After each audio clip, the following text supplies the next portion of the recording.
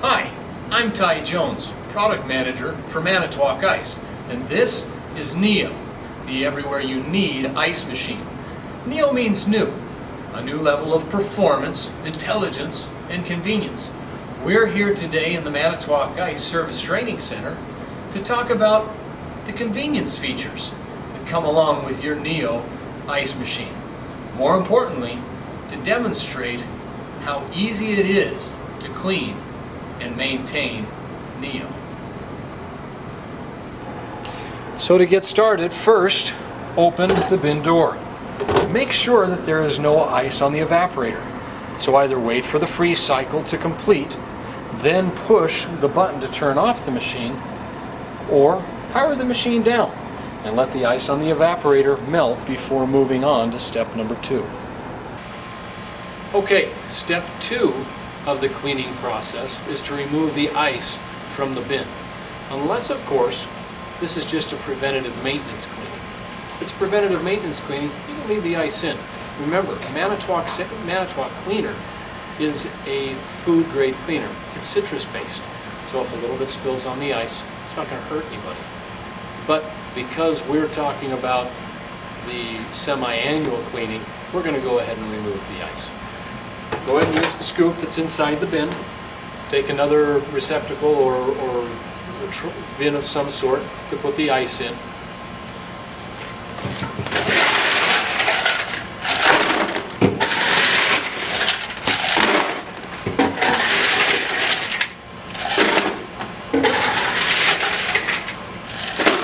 And remove all of the ice.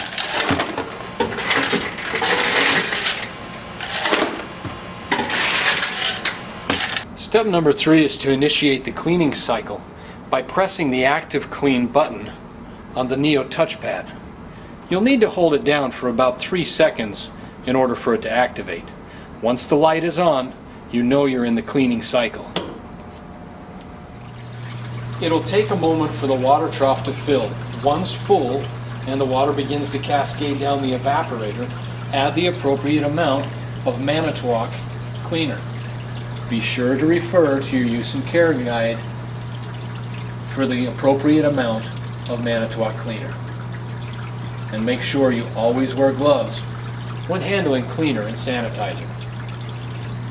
The active clean process will take about 22 minutes. Once completed, power down the machine again and move on to step number 4. Once the active clean cycle is completed, which will take about 22 minutes, you'll need to remove some of the components from the food zone. First, we'll remove the water distribution tube by removing a screw that's up on the right and another that's up on the left.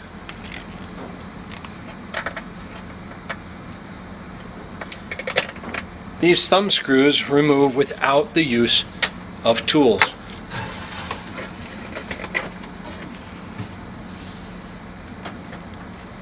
Next, we'll remove the damper, also held in by a single thumb screw.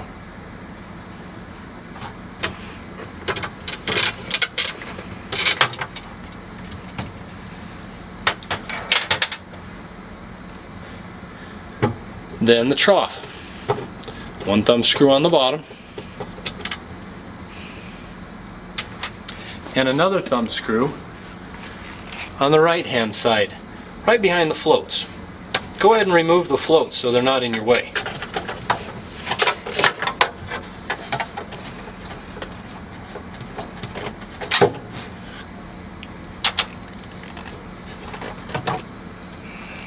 Finally, remove the 2 floats by pulling out the grommets, pulling the leads through, and disconnecting the power leads.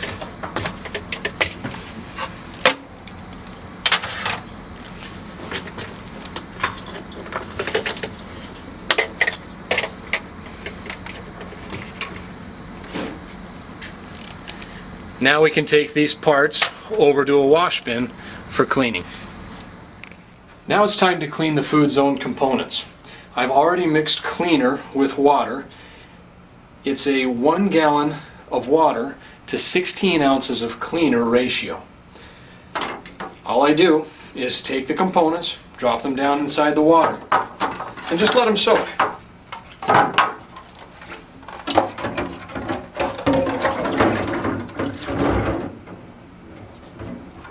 You can also take the floats and put them in the water. Just don't let the leads get wet.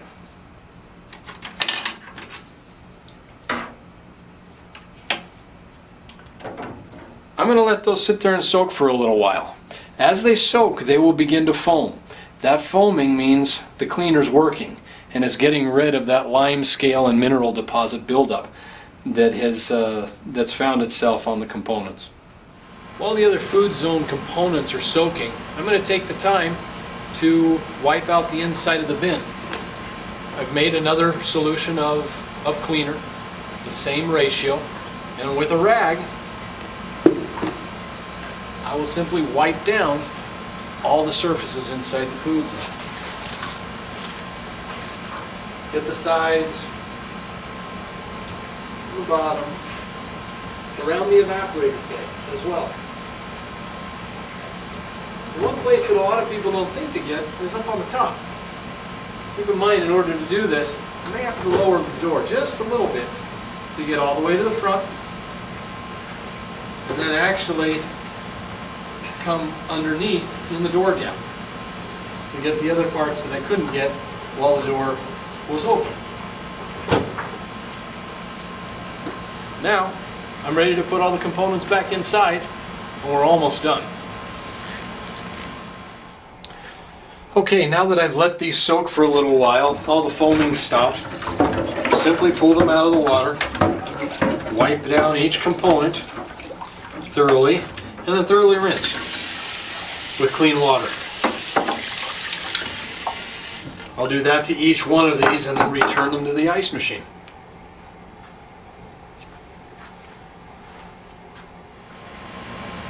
Okay, all the food zone components have been cleaned. They've also been sanitized. After cleaning and rinsing them thoroughly, as I demonstrated over by the sink, I refilled that basin full of water, added sanitizer to it, and let them soak once again. The ratio on that sanitizer water mixture is 2 ounces of sanitizer to 3 gallons of water. I've also put that same mixture inside this spray bottle, which I will want to spray inside the food zone before we put all the parts and pieces back in. Once that's sprayed down, I'll then start putting the food zone components back into the food zone. Keep in mind that you may need to lubricate the O-rings with a food grade lubricant before putting the trough back in. So I'll go ahead and give that a try, and I'll start putting all of the components back into the food zone.